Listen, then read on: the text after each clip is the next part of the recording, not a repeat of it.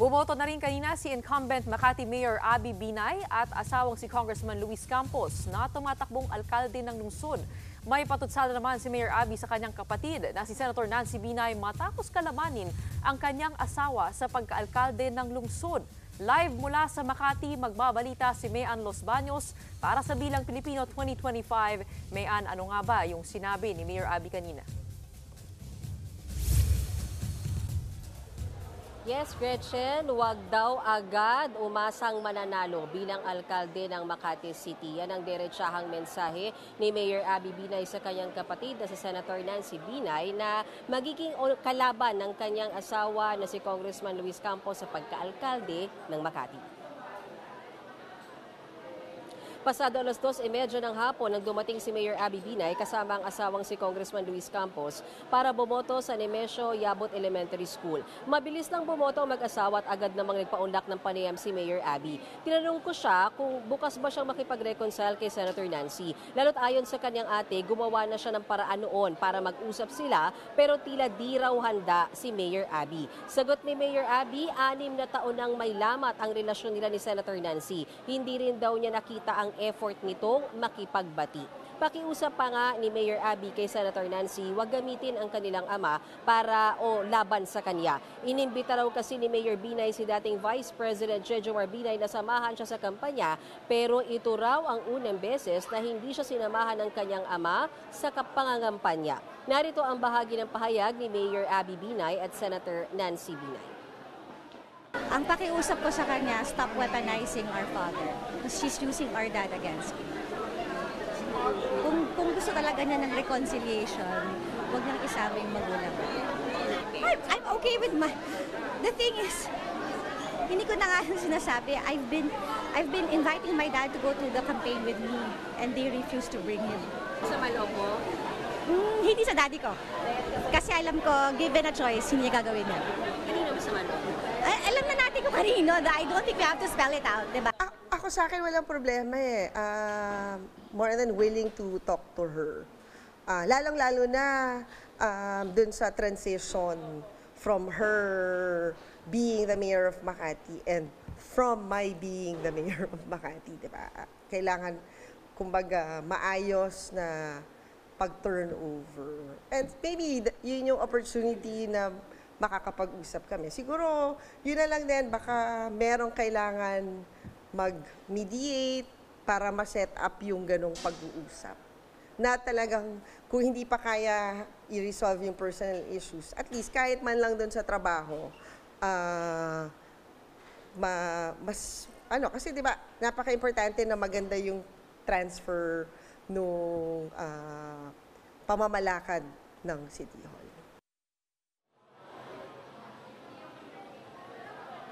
Samantala, Gretchen, tumanggi namang sumagot si Congressman Luis Campos sa issue na siya raw ang dahilan kung bakit nagkakawatak-watak ang pamilya Binay. Magpo-focus na lamang daw siya sa serbisyong better na ibinigay ng araw ni Mayor Abby Binay at lalo niyang higitan sakaling siya ang manalong alkalde. At mula nga rito sa Makati City, ako si Mayan Los Baños para sa Bilang Pilipino, bayan ang ipanalo. Mayan, dito sa away ng mga Binay, no? Sa pagkakaalam ko talaga, very close tong mga magkakapatid na to dati. In fact, yung policy ni dating Vice President Jejomar Binay, gusto niya magkakasama sa isang bahay, yung magkakapatid bago nagkaroon ng pamilya, tapos nagkahiwa-hiwalay na nga. So ang tanong lang, may babalik pa kaya talaga yung kapayapaan kung mamamagitan yung magulang ng itong mga anak na tumatakbo? Natanong ko yan kanina, Jiggy, no, kay Senator Nancy Binay, kung anong sinasabi ng ama ninyo dahil masyado nang matagal itong rift na ito. I mean, remember, Jiggy, 2016, Binay versus Binay. And then, years after, Binay versus Campos, pero family feud pa rin ang datingan, di ba? Pero ang sinasabi ni Senator Nancy Binay, mukhang nagsawa na rin daw at sumuko na yung kanilang ama na pagbatiin sila. At siguro dumating na raw sa punto na na-realize ni VP Jejomar Binay na may kanya-kanya na rin pag-iisip yung kanya mga anak, mature na ang mga ito, ginawa na rin, sabi niya, Senator Nancy ginawa na rin naman ng kanyang ama ang kanyang makakaya para mapagbati-bati sila. It's up to them nga kung talagang mag-uusap-usap sila, lalo sa gitna nitong matinding tensyon sa eleksyon, Jiggy. Mayan, punta naman tayo doon sa botohan dyan. No? Alam natin na maraming mga botante ang nalipat mula sa Makati papuntang Taguig. Meron ba dyang parang tulong na ibinibigay yung syudad para mahanap ng mga tao yung kanilang presinto? At marami pa rin ba ang nalilito at pumupunta dyan?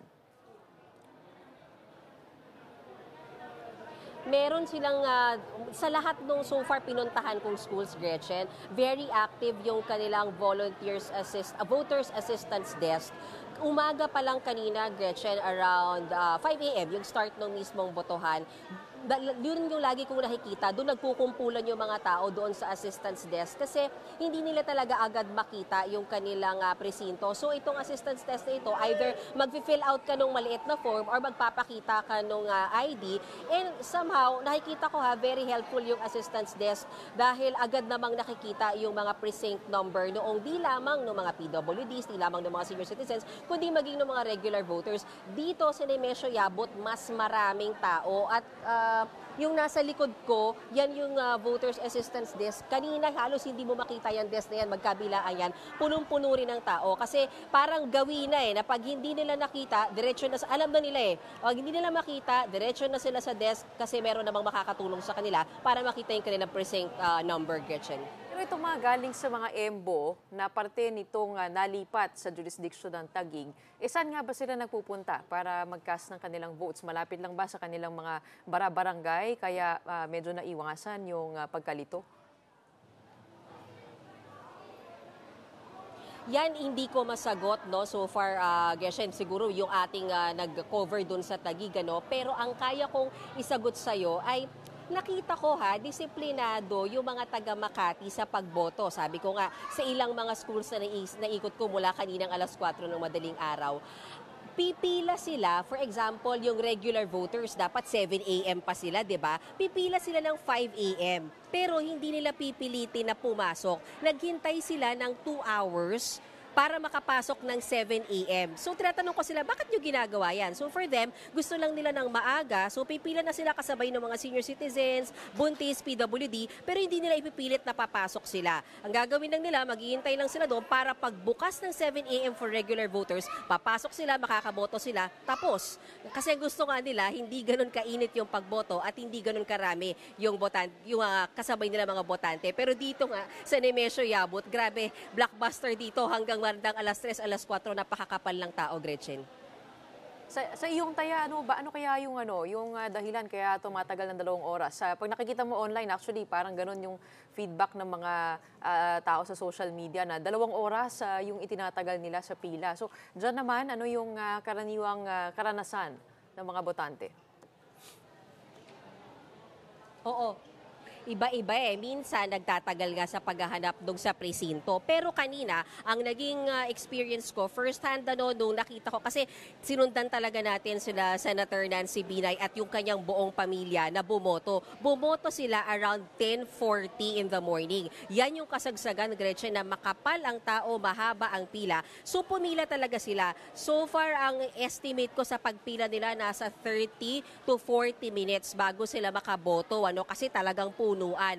Pero pagdating nila sa loob, doon, at least sa presinto na nakita ko, mabilis kung mabilis ka lang naman mag-shade, alam mo na, may kodigo kang dala, alam mo na kung ano yung isi-shade mo, 5 to 10 minutes. Kanina nga si Mayor Abby and si Congressman Luis Campos, parang 5 minutes lang, tapos na lumabas na sila agad. So, kung wala namang aberya yung machines, mabilis. Nagtatagal talaga sa dami ng tao at yun nga, kapag hindi mo mahanap yung precinct number mo, dito talaga, kasi kumpulan talaga yung tao dito sa help desk nila dito sa may lobby. Gretchen. Parang may rush hour din sa mga polling precinct natin. Kaya sa mga hahabol pa, mukhang okay naman ang traffic dyan. Sa likod mo, 1 oras at kalahati na lang ang natitira. Maraming salamat. Mayan Los Baños sa inyong ulat mula sa Makati City.